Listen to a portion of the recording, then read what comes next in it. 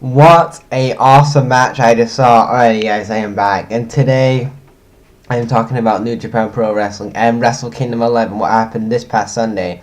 Kenny Omega versus, what's the guy's name? I hope I don't botch his name, so I'm going to have to look at my phone again. Okada or something. I hope I said his name right, but I probably botched it or whatever. But those guys have fucking chemistry. A lot of good back and forth. I did see a bit of like Wrestle Kingdom 11, but I really did see the only match I really wanted to see was the Kenny Omega match. I didn't really care about the rest of the card really. So it was basically really good match. This was basic wrestling, and these guys have chemistry. And I would love to see these guys go into the ring again in New Japan at the next pay-per-view. I don't know when that is, but I always enjoy Wrestle Kingdom. I just enjoy it. I think that is like the start of professional, like, you start this is like their WrestleMania for them. This is like their Battle of Glory for TNA Battle of Glory, WWE WrestleMania. New Japan have Wrestle Kingdom 11, and basically this delivered again. The last couple of Wrestle Kingdoms have been awesome. My favorite match for Wrestle Kingdom 10 last year was Shinsuke Nakamura versus AJ Styles, and I was thinking to myself, going into this pay-per-view, what would top this match? And I just saw Kenny Omega versus what's his name? Okada. I hope I said his name right. If I'm botching his name, please tell me. Okada. So yeah, they had a really good match. I'm just gonna talk about a few things that happened in the match.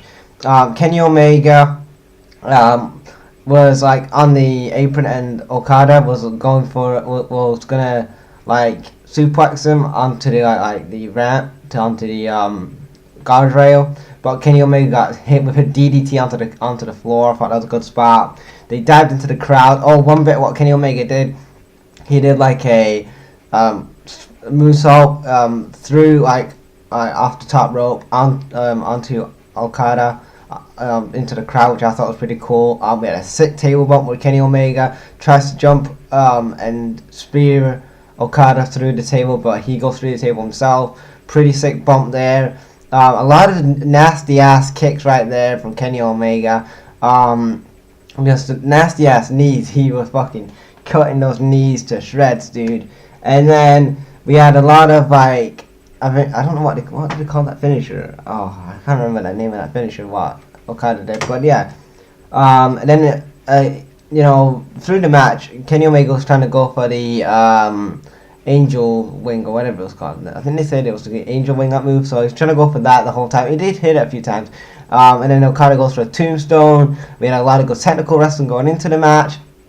Just a really good wrestling match. And if you want to really watch a wrestling match, if you've never seen Wrestle Kingdom 11 or never seen Wrestle Kingdom in general, if you've never seen any Wrestle Kingdom, you should basically check out Wrestle Kingdom, because in my opinion, you're missing out on basically a good pay-per-view. Good matches on the card. I didn't see all the pay-per-view. I only saw like highlights, but I did see the main event, and I'm only talking about the main event. So if you guys want me to go back and watch the other matches, then I will probably watch the other matches. But I only watched the main event, and in my opinion, this Wrestle Kingdom 11, just how it was different, how the stage was set out, it was just different in my opinion. It's so different to the WWE. I like how wrestling companies, just like some wrestling companies like your Lucha Undergrounds and your New Japan Pro Wrestling, are so different to the WWE, because in Japan they just focus on wrestling.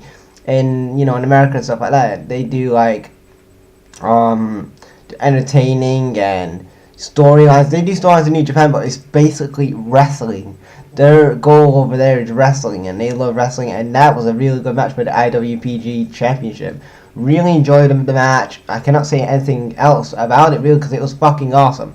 Probably the best match of 2017. If you ask me, in December of this year, did you think it was a better match than Kenny Omega versus Okada? I'm not going to say no, because there is not going to be a match this year that's going to beat that match there between Kenny Omega and Okada. Just alone, those guys, 50 minutes they went, nearly an hour wrestling, and that in today's professional wrestling business, it's hard to do. I mean, with the WWE not doing that, and you know, you get that now and again with a Ring of Honor. You get that once in a while with a Ring of Honor, but not in the WWE, and that's kind of different. I know we've had our Iron Man match with Bret Hart and Shawn Michaels back in the day, but we've never had a match like that in the WWE for quite a long time. And you know, seeing it in New Japan, it's kind of really put WWE to shame. Like, they should be putting like long matches on like this. I think Sami Zayn and Samoa Joe did have a match like this, but I think it was only 30 minutes. But yeah, they had a really good match, and I cannot say anything else about it because it was awesome. I couldn't say a negative thing about it. They didn't botch or anything. I think they, you know, really come across like two guys, Kenny Omega and Okada, just come off two guys like just really like know each other and just kind of click. They have that instant chemistry that, you know, you love in the professional wrestling business. You know, you have your Austin and Rock's what connected. You had your Bret Hart versus Shawn Michaels, and you have, you know, these two guys.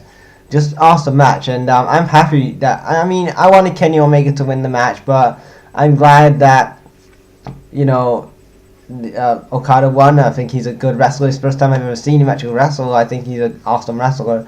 Kenny Omega, I've been a huge fan of him, you know, for quite a while now. You know, the day that he comes to the WWE, we'll be happy because, you know, he's a guy that I think is going to go to WWE. I said in my who WWE should sign in 2017, if he leaves at the end of 2017, Kenny Omega, it's because of that match right there, and his charisma, and his personality, and his mic skills. Those things alone are going to bring Kenny Omega to the WWE. And if Vince and Kevin Dunn are, I mean, I know Triple H will want to sign him, but if Vince doesn't want to sign that dude and says he's boring, well, what the fuck are you going on about this? How can you say Kenny Omega's boring when he has a really good character, he's an awesome heel, and everybody can just boo him? He's just awesome. You cannot just like fault the guy. I mean, he's just awesome. He just comes off like a dick heel, and then that's fucking awesome. So yeah, I really enjoyed the Kenny Omega versus Okada match. Just fucking awesome, and I'll chat you later.